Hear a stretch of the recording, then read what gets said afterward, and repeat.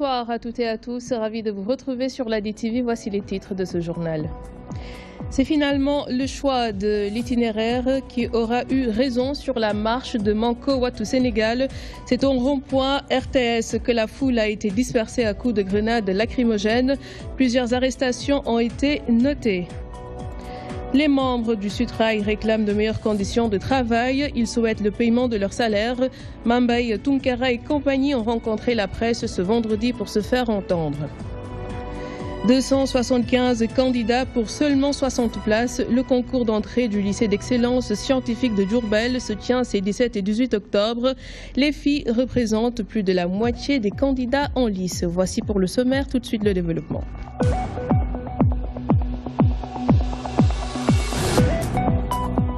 La marche du 14 octobre, initiée par la coalition Manko Watu Sénégal, a finalement été dispersée par les forces de l'ordre.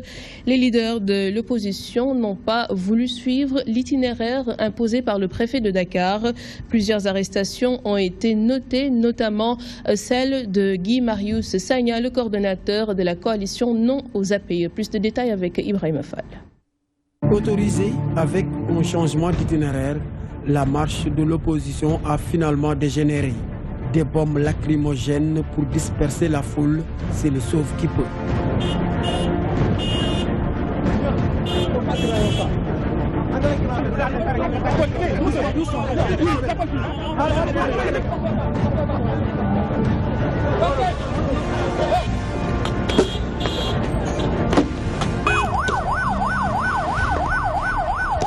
Pour ces responsables politiques, le président de la République est du début à la fin de ces désagréments. Mais nous marchons aujourd'hui pour la démocratie sénégalaise. Nous marchons pour la sauvegarde des ressources naturelles. Nous marchons aujourd'hui pour un fichier électoral fiable.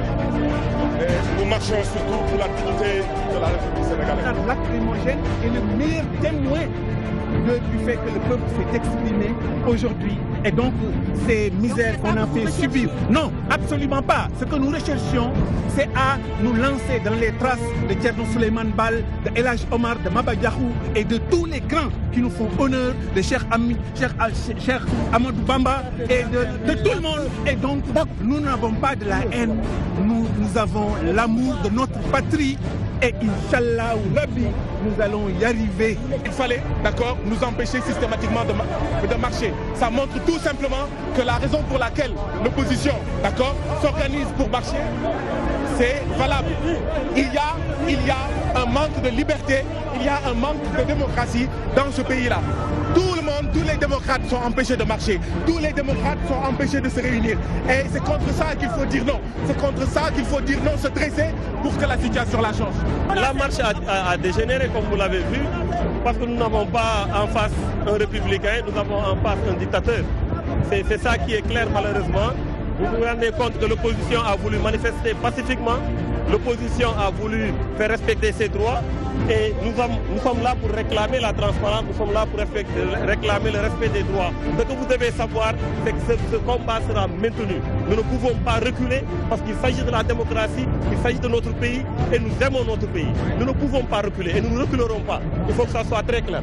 Les leaders politiques et de la société civile ont organisé cette marche pour dénoncer ce qu'ils appellent l'implication de la famille présidentielle dans la gestion des ressources gazières et pétrolières au Sénégal. Vous l'avez compris, prévu initialement ce 14 octobre, la marche de l'opposition n'a finalement pas eu lieu, si ce n'est sous une autre forme, de l'électricité dans l'air, des grenades lacrymogènes qui fusent de partout, c'était le sauve qui peut. Certains leaders de l'opposition dénoncent une régression donc de la démocratie au Sénégal. Côte d'Indjaï. À la place d'une marche de l'opposition, on a plutôt assisté à un défilé militaire. Du rond-point RTS à la place de l'Obélisque, les forces de l'ordre ont imposé leur loi aux manifestants.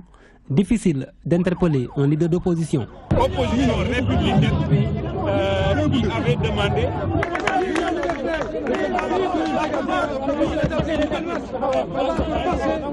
Dès les premières heures de la manifestation, l'ancien Premier ministre Abdoul Mbaye est atteint par la fumée des grenades lacrymogènes. Impossible de lui tirer un mot.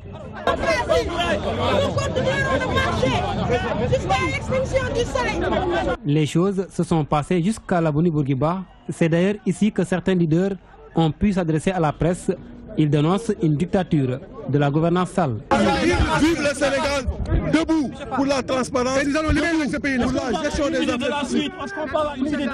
Mais la suite, c'est que nous allons continuer à marcher. Mais des manifestants sont interpellés pour défendre la liberté. Mais nous allons nous battre pour leur libération, puisque c'est la dictature. C'est la dictature. C'est la dictature. Et nous allons nous battre pour libérer le Sénégal.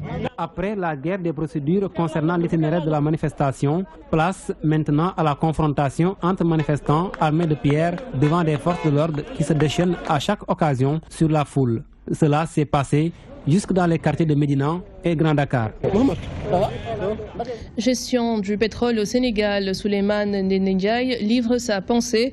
L'ancien ministre se dit prêt à témoigner devant les juridictions pour que la lumière soit faite sur cette affaire. Il prenait part à la cérémonie de lancement des Jeudis des Polistes, suivant ses explications. Ce que je sais de l'exploitation du pétrole, c'est ce que tout le monde a fait. On vous a parlé de décrets que nous aurions signés, le président Wade et moi, mais ceux qui ont appris le droit savent qu'un décret qui est signé, mais qui n'est pas numéroté, encore moins publié, n'est pas un décret. En tout cas, il n'est pas entré dans l'ordonnancement juridique. Maintenant, il est facile d'annoncer une plainte. Il est également trop facile de lister des témoins. En tout cas, moi, Souleymane Ndéné Ndiaye, je suis prêt à témoigner devant les juridictions pour que lumière soit faite autour du pétrole, autour de tout ce qui touche le pétrole et les mines. Les membres du syndicat, Voix unique des travailleurs du rail Sutrail, étaient en conférence de presse dans leurs locaux à Dakar. Le secrétaire général du syndicat est revenu sur les difficultés que rencontrent les travailleurs, des difficultés qui sont pour la plupart d'ordre social, telles que des retards de salaire. Voici Mambay Tunkara. Dernièrement, nous avons reçu un montant, peut-être même qui a servi de salaire et d'achat de quelques pièces. Ces pièces nous ont permis à réhabiliter la machine, la 2205, qui est actuellement vers Bamako. Aujourd'hui, les retraités qui sont partis à la retraite depuis le mois d'août, le concessionnaire d'alors n'avait pas reversé leur cotisation sociale, ce qui avait fait un montant de plus de 300 millions que les États quand même ont pris l'engagement de réserver. Ils ont réservé une partie, ça reste un gros lot. Et c'est des pères de famille qui sont dehors, à la veille de la Tabaski et ensuite à la veille des ouvertures. Ils nous ont interpellés pour des raisons d'ordre social. Et il est de notre responsabilité, nous aussi, en tant que syndicat, de continuer à défendre l'intérêt des travailleurs. Notre seul souci et notre seul job, c'est de défendre l'intérêt des travailleurs, mais aussi de veiller à la survie de l'entreprise. Nous en interpellons les autorités, après les avoir félicités de leur courage et de leur engagement à reprendre cette entreprise, mais aussi à nous accompagner dans ces moments difficiles. Le ministère de l'Économie et des Finances a tenu une réunion d'évaluation avec les partenaires techniques et financiers sur l'état d'avancement des projets et réformes phares du plan Sénégal émergent. La rencontre a servi de tribune pour réfléchir sur les performances économiques et de gouvernance économique du Sénégal. Au total, le pays s'est engagé sur 27 projets phares et 17 réformes. El Haj Moussabey. Le gouvernement et ses partenaires techniques financiers se sont réunis pour faire le point sur l'évaluation de la politique économique et sociale du Sénégal. En tenant compte des développements économiques récents, des résultats probants ont été enregistrés. Depuis la tenue du groupe consultatif de Paris et la mise en place du dispositif de mise en œuvre et de suivi du PSE, l'amorçage des projets d'envergure dans divers secteurs comme l'agriculture, l'énergie, les infrastructures, l'habitat social, le tourisme, l'exploitation minière, le développement industriel a permis de produire des résultats probants, comme l'ont bien illustré les présentations qui nous ont précédés. Des avancées significatives sont également notées dans la politique de rationalisation budgétaire grâce à des mesures innovantes. On peut revenir dans le budget dans le détail, vous verrez qu'il y a un effort de rationalisation des dépenses, qu'il y a un effort d'amélioration des recettes, il y a un effort dans la transparence. Le budget est totalement publié, il est public, il est mis à la disposition de tous les acteurs, les dépenses sont clairement identifiées. Les partenaires techniques et financiers ont salué pour leur part les efforts consentis par le gouvernement et rassurent de leur engagement à accompagner le plan de développement du pays. Ces efforts méritent d'être confirmés par le recours aux outils de diagnostic disponibles.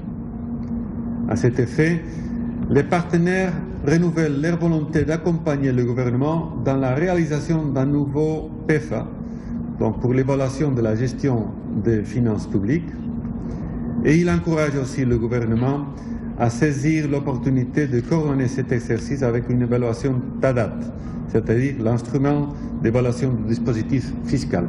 Au total, 27 projets phares et 17 réformes budgétaires sont engagés par l'État. Sur ce chiffre, 17 projets et 8 réformes sont officiellement lancés.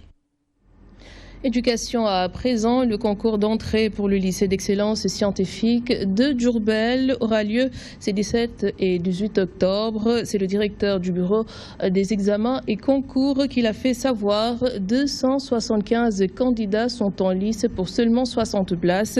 L'on note une forte présence féminine à hauteur de 54,9%. Les précisions d'Ababakar Sadir Top. L'organisation d'un concours dans la transparence, c'est ce que veut le directeur des examens et concours. Suite à l'arrêté du ministre de l'Éducation nationale, seuls les 60 meilleurs sur un effectif de 275 dossiers validés seront pris pour l'ouverture du lycée scientifique de Diourbel. D'ailleurs, tout est fin prêt pour ce lundi et mardi prochain. Sur les 371 dossiers que nous avons reçus, après traitement et après application des dispositions de l'arrêté que je viens de citer, l'arrêté 13077, il a été invalidé 96 dossiers. Ce concours qui veut regrouper les meilleurs élèves scientifiques en classe de seconde a une particularité cette année. 54,9% des dossiers sont des filles, ce qui est une discrimination positive, selon le directeur des examens au concours. Dans ce lot de 215 candidats, les filles représentent un taux de 54,90%. C'est-à-dire que des filles sont plus nombreuses que les garçons à ce niveau-là. Chaque équipe est pilotée par un inspecteur général de l'éducation et de la formation dans l'œuvre de construction des épreuves. Les épreuves sont également arrimées au programme des classes de 3e. Un dispositif sécuritaire très alerte est mis en place pour que le concours se passe dans la plus grande transparence. Dans chaque classe, les candidats seront assis un par table, sous la vigilance de 3 surveillants. Tout cela en conformité avec l'arrêté pris par le ministre de l'Éducation nationale. Dans le but de relever le plateau technique des zones rurales et y assurer une bonne couverture maladie universelle, des ambulances ont été déployées à Balou, Goloré, Maksassoum et l'hôpital d'Al-Aljam. Une meilleure qualité de soins sera offerte à la population et des vies pourront être sauvées. 3 de ces ambulances ont été achetées par le ministère de la Santé et de l'Action sociale et une offerte par des bonnes œuvres. Suivant les explications de Ibrahim Awan, il est le secrétaire général du ministère de la Santé. Les 3 départements qui ont été ciblés cette fois-ci pour recevoir ces ambulances, c'est des départements généralement très enclavés. C'est Podor, c'est Sédhiou et c'est Bakel. Nous ne pouvons pas dire que c'est des départements faciles. La couverture maladie universelle, c'est également l'offre. Il faut que nous soyons là, il faut que le plateau technique soit relevé, il faut que les ambulances soient disponibles. Et c'est dans ce cadre que Mme le ministre s'est inscrite depuis des années pour mailler le pays, tout le pays en ambulance médicalisée. Nous sommes ensemble dans cette dynamique-là pour offrir la meilleure qualité de soins possible aux populations, pour sauver le maximum possible de vies, notamment de femmes, parce que souvent c'est malheureusement les femmes en état de grossesse qui perdent la vie justement en donnant la vie, parce que souvent elles n'ont pas été évacuées à temps. Préparatifs Grand Magal de Touba, les organisateurs à pied d'œuvre des forums vont se tenir du 28 au 30 octobre sous le thème l'identité islamique et la mondialisation. Une conférence est également prévue le 5 novembre à Kaolack, suivant les explications de Serigne Cheikh Abdou Gaïndé Fatma. Magal est aujourd'hui une dimension mondiale. Une dimension mondiale à cause de toutes ces activités que le comité d'organisation a entrepris depuis quelques années. On a organisé des colloques, on a organisé un forum, on a organisé un carrefour culturel. Et donc, c'est d'intenses activités culturelles que le comité d'organisation organise chaque année, ici à Dakar, dans l'ouest du Sénégal, ailleurs à l'extérieur du pays et à Touba-Mer. Et c'est cela que nous devons faire encore une fois ici au niveau de Massalikul Jinan, avec un thème qui est extrêmement important, qui va parler d'identité islamique et de mondialisation. Vous savez, aujourd'hui, nous sommes dans un monde globalisé. Une globalisation qui ne comporte pas que des aspects positifs. Parce que vous n'êtes pas sans savoir que cette globalisation est en tout cas le fait de culture non islamique. Et le véhicule de cette mondialisation, le vecteur de cette mondialisation, c'est les nouvelles technologies de l'information, et tout cela est dominé par les sociétés occidentales. Au Sénégal, les œufs que nous consommons sont issus d'une production locale. Chaque année, les Sénégalais consomment en moyenne chacun 40 œufs. Le produit est un élément essentiel pour la santé car il est riche en protéines et aide à équilibrer le taux de cholestérol dans le sang. Aujourd'hui est célébrée la journée mondiale de l'œuf, une occasion donc pour notre reporter Ndeye Fatim Lo de revenir sur les bienfaits de cet aliment. Regardez.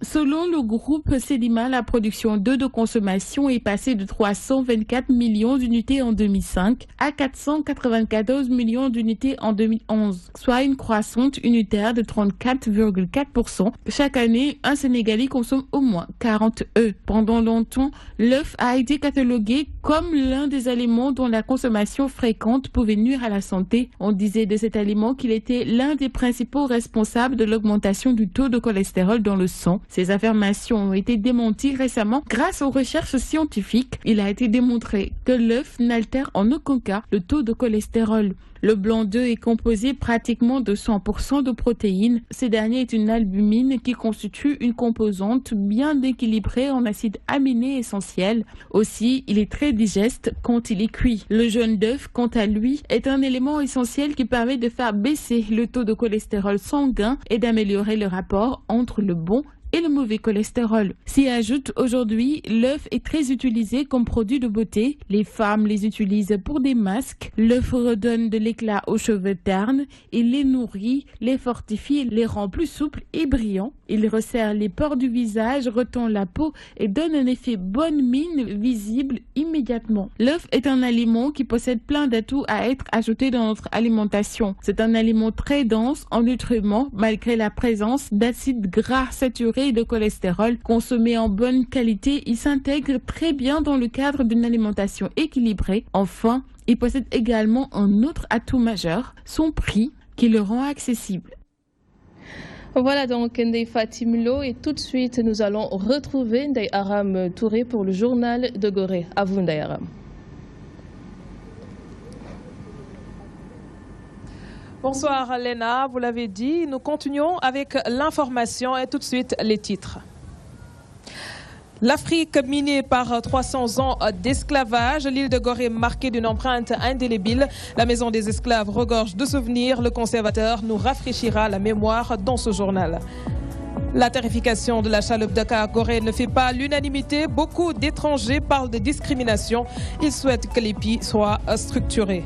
Et enfin, l'US Gorée sacrée championne de la Ligue 1 sénégalaise, mais l'équipe ne dispose pas d'infrastructures sportives. Les Goréens demandent aux autorités de tourner un regard vers cette commune. Voilà pour les titres. Le développement, c'est dans une poignée de secondes. Gorée, l'île historique, Gorée, l'île mémoire. Le site est connu pour son histoire, mais également les différents sites qu'il abrite.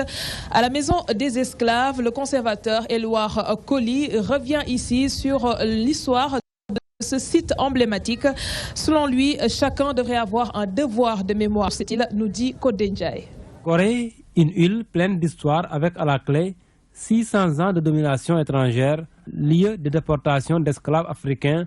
La Maison des Esclaves rappelle bien des souvenirs, parfois les plus atroces. Triste de l'histoire de l'humanité, une période d'inflexion qui s'est située entre donc, le 15e ou le 16e et le 19e siècle. Je veux parler de la période de la traite négrière qui avait consacré finalement le déplacement, le plus grand déménagement humain de l'histoire. Aujourd'hui, la question est de savoir quel regard les Africains doivent-ils avoir sur ces puissances autour de ces trafics d'êtres humains.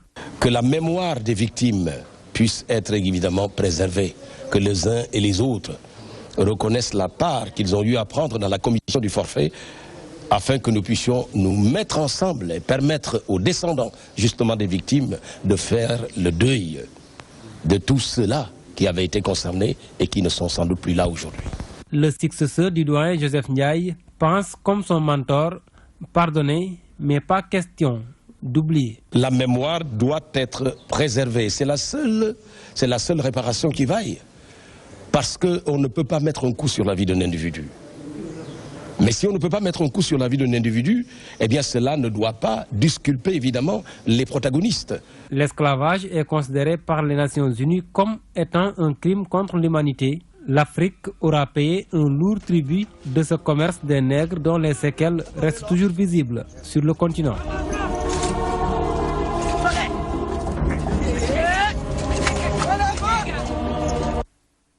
Malgré les nombreux atouts de l'île de Gorée, le tourisme va mal. On se souvient de l'épidémie à virus Ebola en Afrique de l'Ouest, un fait qui a contribué à la diminution du nombre de touristes sur cet espace.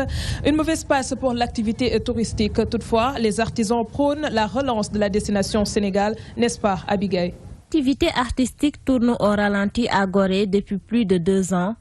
Selon les acteurs du secteur, ce phénomène est dû à l'avènement de l'épidémie à virus Ebola. Avant ça marchait, avant l'épidémie, mais comme je vous ai dit, l'Ebola est une maladie vraiment contagieuse et puis une maladie vraiment curable qui ne se guérit pas, et vraiment facile à contaminer les autres. La majeure partie des touristes ont fui à cause de l'Ebola. Et ça n'a pas marché par exemple pour l'économie du Sénégal, en plus particulier sur l'économie touristique aussi. Présentement, la saison touristique est en stand-by, un fait qui se répercute également sur le chiffre d'affaires de ces artisans. L'activité touristique est pour le moment en stand-by, mais à partir de la fin du mois d'octobre, l'activité pourra se relancer. Présentement, le secteur de l'art est en trêve, la vente des tableaux est au ralenti, mais nous ne sommes pas pressés, l'art demande beaucoup de patience. Toutefois, le tourisme local commence à retrouver des couleurs comparé aux autres sites touristiques. Ici à Gorée, ça va, franchement parle, ça va. Parce que Gorée, comme je vous ai dit, c'est patrimoine mondial. Il y a beaucoup de gens qui passent. Bon, il y a les visiteurs, il y a les séminaristes qui viennent à Dakar. Bon, Gorée s'est vendue à elle-même.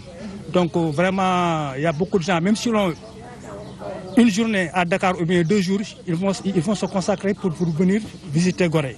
Malgré les importants atouts de l'île de Gorée, le secteur touristique va mal, une mauvaise passe pour l'activité artistique. Par conséquent, les artisans prônent la relance de la destination Sénégal. Et nous nous intéressons à présent au métier de guide, un métier qui est utilisé ou en tout cas employé par bon nombre de Goréens. Ils s'activent dans ce métier pour pouvoir faire connaître le site aux étrangers ou autres visiteurs qui arrivent sur cette île. Un travail qui n'est pas de tout repos, mais le comité qui s'active dans ce métier, moyennant 8 000 francs CFA, conduit les visiteurs dans tous les sites plutôt. Élément de réponse, est-ce que le métier nourrit son homme avec Kodendjaï? Le métier de guide est bien prisé à Gorée. En quoi consiste au juste le travail du guide dans l'île de Gorée? Déjà, un guide, il est l'ambassadeur de son pays. C'est lui qui fait connaître les gens, notre histoire, notre culture, notre façon de vivre. Donc on est les ambassadeurs. Donc on est là pour essayer de faire comprendre aux gens ce qui s'est passé par rapport à l'esclavage, la colonisation et l'histoire de Gorée. À la question de savoir si le métier nourrissait son homme, voilà la réponse servie. Ça nourrit son homme, on dirait pas vraiment oui, mais on dirait ça va, comme on est africain, on vit un petit peu le jour au jour. C'est sûr que le tourisme marche de moins en moins, parce que c'est sûr, il y a 10-15 ans, ça va. Maintenant, on essaie de s'organiser, c'est très difficile. Il y a un billet aussi que vous pouvez prendre, le tarif de guide, qui est à 8 000 francs. Ouais, et après ce tarif, on a droit à un pourboire. Pour acquérir toutes ces connaissances, ces guides ont fait recours aux documentations, mais aussi en côtoyant des doyens tels que l'ancien conservateur Feu Joseph Ndiaye. Je le côtoyais dans l'histoire de Gorée. Mais sinon, la grande partie de cette histoire, nous l'avons appris avec Victor Schœlcher. Victor Schœlcher, c'est le député français qui a aboli l'esclavage. Ces guides de l'île de Gorée demandent plus de considération car ils estiment que leur travail est plus qu'important. Ils se disent honorés de raconter aux visiteurs l'histoire de cette île. La tarification de la chaloupe Dakar-Gorée, très contestée. Les prix varient entre simples visiteurs, résidents ou étrangers. Certains parlent même de discrimination, une position que ne partagent pas d'autres, qui estiment que les prix sont bien structurés. Le sujet est signé Abigail. La tarification de la chaloupe Dakar-Gorée n'est pas homogène de l'avis de certains. Un fait jugé discriminatoire par ce Béninois. J'ai eu à constater que le tarif n'est pas homogène. Il y a 4 catégories de tarifs. Il y a les Africains, les Sénégalais, les gens de l'île et puis les Européens. C'est vraiment discriminatoire. Discriminatoire dans ce sens que on parle de la renaissance africaine. Et Sénégalais, et Béninois, et Africains en général, on devrait avoir le même tarif. Il appelle à la gratuité du transport pour les habitants de l'île, mais également à l'augmentation du tarif pour les Européens. Maintenant, pour les habitants de l'île qui payent 100 francs, moi je dis on pouvait rendre ça gratuit. On pouvait rendre ça gratuit. Et puis pour les amis européens, 5200 c'est rien du tout. Ça fait combien d'euros? Il faut aller à 10 000. Si les étrangers d'origine africaine jugent discriminatoire le tarif de la chaloupe, les Européens par contre déclarent que la tarification est bien structurée. Je ne suis personnellement comme étranger pas choqué que je doive payer un prix plus important, puisque c'est une façon de contribuer au maintien de l'île, au maintien également du transport. Et il est absolument normal, à mon avis, que nous qui venons d'Europe, qui avons plus de moyens, payons un billet plus cher. Je ne ressens pas ça comme la discrimination comme étranger. La tarification de la chaloupe Dakar-Gorée se présente comme suit. 100 francs pour les habitants de l'île, 1500 pour les Sénégalais, 2700 pour les Africains et 5200 pour les étrangers. Opération de sauvetage à Gorée. Plus de 50 jeunes ont été formés en secourisme, histoire de les aider à pouvoir venir en aide aux populations qui sont confrontées à des cas d'urgence. Vous le savez, l'île de Gorée ne dispose pas d'ambulance. La cérémonie de remise d'attestation a été organisée par la municipalité en partenariat avec la ville de Rochelle en France. Ibrahim Fall. L'île de Gorée veut apporter une solution définitive aux difficultés sanitaires que rencontrent les insulaires. Pour atteindre cet objectif, des jeunes ont été formés pour prêter main forte aux malades. Nous recevons des milliers de visiteurs et il y a des accidents, il y a des noyades, il y a des incidents qui se passent dans les circonstances qui font que les gens n'ont pas les moyens d'intervenir à titre de premier secours, de prodiguer les premiers soins. Et donc une cinquantaine de personnes de la liaison maritime Dakar-Gorée, des corps de sécurité, mais aussi des habitants de l'île ont été formés. C'est un premier volet de formation. Il y a eu aussi une donation de 2 défibrillateurs. Un défibrillateur pour la mairie, un autre qui sera laissé à Dakar, à l'embarcadère, au niveau de la liaison, parce que ça va là-bas aussi souvent on a une grande affluence et tout cela c'est pour renforcer la sécurité de Gorée. Sentiment de fierté et surtout de satisfaction pour la qualité de la formation et aussi pour l'esprit d'ouverture qu'a eu la municipalité de Gorée de vouloir nous inviter quand même à participer à cela. Ce jeune insulaire, initiateur de la formation, se dit préoccupé par la situation sanitaire dans l'île de Gorée. Ce qui m'a motivé, c'est qu'on avait une maîtresse d'école qui était là. À chaque fois que je viens au Sénégal, je passe dans toutes les maisons pour saluer tout le monde. Donc j'ai appris que cette maîtresse était décédée pour un simple malaise. Quand j'ai su les circonstances, je me suis dit c'est grave quoi, parce que décédée pour un malaise simple comme ça, aucun geste n'a été réalisé. Donc ça m'a un petit peu peiné. À mon retour en France, j'ai vu avec mes collègues pompiers, on a créé une association qui s'appelle Au cœur de Gorée. Donc pour venir en aide la population sur les gestes de secours, les gestes qui sauvent. Des diplômes qui attestent leur capacité de secourir des personnes en danger, mais également de matériel pour assurer les premiers soins des personnes en danger ont été remis aux participants. Ibrahim Fall, nous restons avec vous. Un mot de sport dans cette édition et nous nous intéressons au football. L'Union sportive de Gorée sort la tête de l'eau au moment où les clubs traditionnels éprouvent des difficultés. Les insulaires ont été récemment sacrés champions du Sénégal, de la Ligue 1, en tout cas sénégalaise. Ils ont fait ces efforts malgré le fait que l'île ne dispose pas d'espace où ces joueurs peuvent s'entraîner. Ibrahim Fall. L'attente fut longue. Après 26 ans de disette, l'US Gorée démontre qu'il fait partie des meilleures équipes du football sénégalais, comme ce fut le cas de l'AS Douane 2014-2015. Les Goréens étaient en seconde division la saison précédente avant d'être sacrés champions. Un exploit retentissant pour tous les insulaires. On a réalisé un exploit parce qu'on ne s'attendait pas à ce titre. Tout au début, l'équipe a flanché dans les premières journées du championnat.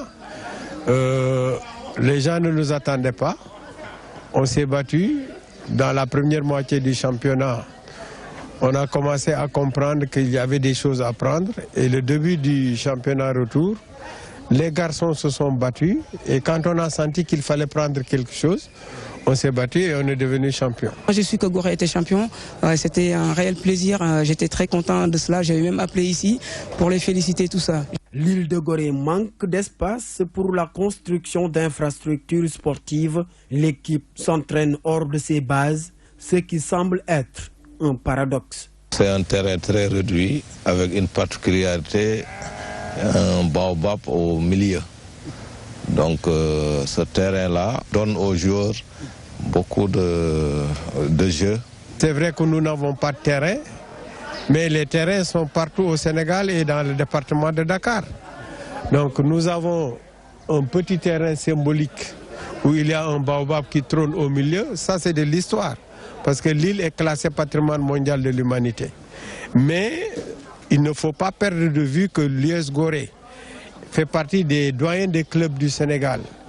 Et de tout le temps, avec la pluridisciplinarité, nous avons engrangé beaucoup de résultats positifs, tant au plan de l'athlétisme, de la natation, du basketball et du football. L'équipe goréenne est appelée à défendre sur le plan local son titre de champion, mais également représenter dignement le Sénégal sur le plan africain.